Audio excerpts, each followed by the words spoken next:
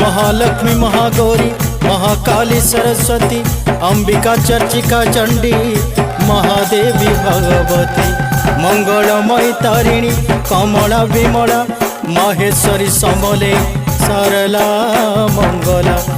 केते ठाने केते रूपे रही छुमा तुई सुखे दुखे भकत के तो पन तोड़े मागो समले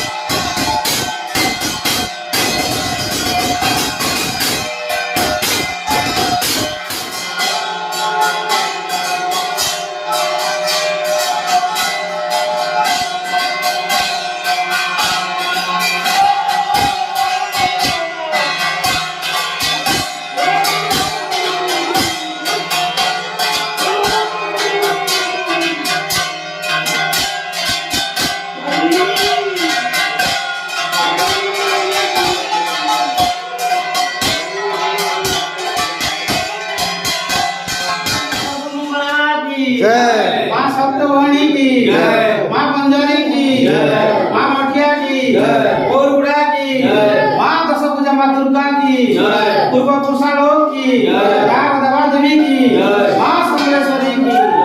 जय जगन्नाथ।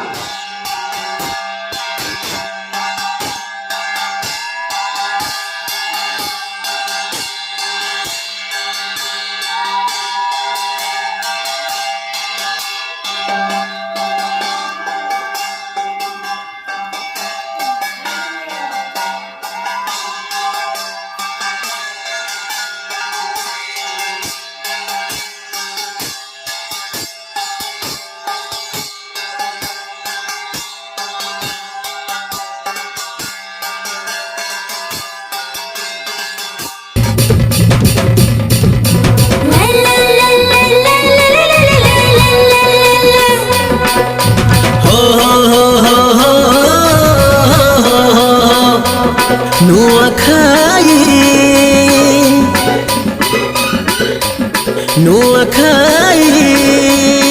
आमर सिंघा तिहार होई नुआखाई आमर सिंघा तिहार होई नुआखाई नुआखाई आमर सिंघा तिहार होई नुआखाई कुणा चुरा गिरी जतने महा समले बाहने सती देवा चढ़े बछर के थारे होई छे भाई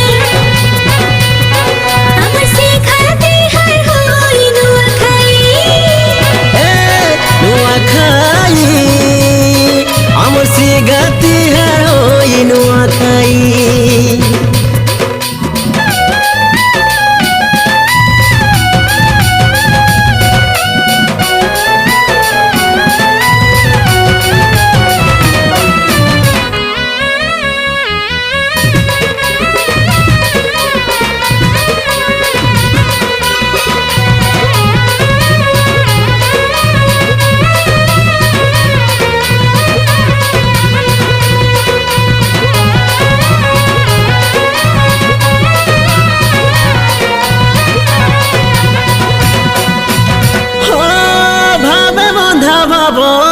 तिहार इटा हो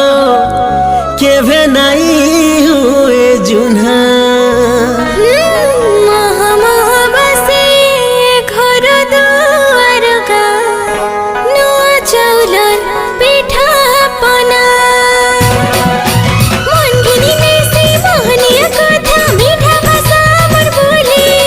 भेटा खेमा जुहा जना माना चिरकी गार खुली आमर कला संस्कृति र गौरव 12 मासे हेसी तेरा पर बोबा बड़ी मोर जाई गो ई माटी आमर सर जी नथिले घर छाडी नर्थिए संसे खडी दूर नै पारन रही बछर के थारे होई छे भाइ हमर सिखाते हर होई नुआखाई नुआ नुआ नुआखाई आमर सिंघा तिहार होई नुआखाई